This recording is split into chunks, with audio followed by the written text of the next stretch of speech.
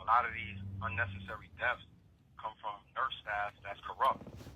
Like even if you look in a Robert Brooks video, they sitting there watching somebody be pummeled, beaten to death.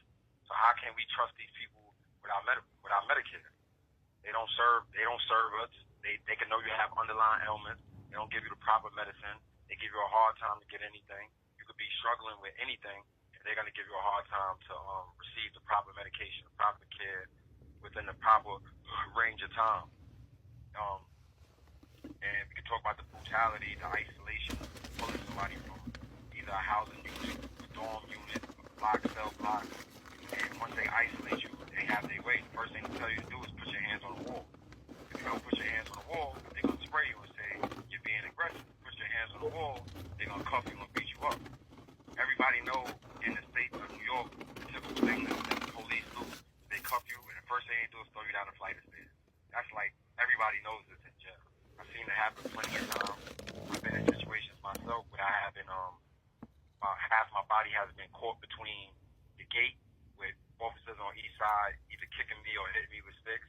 I've been in situations like that. I've been in situations where they threaten to plant stuff on me if I said anything. I've been in situations where they tamper with the food, no matter if it's during a religious event or so. It's just a level of corruption.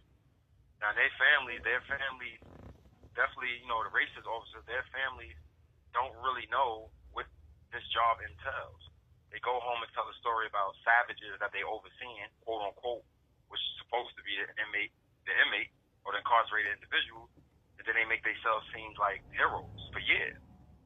So when incidents like this happen, of course their family gonna stick up for them because their family can't believe the things that they're hearing is real.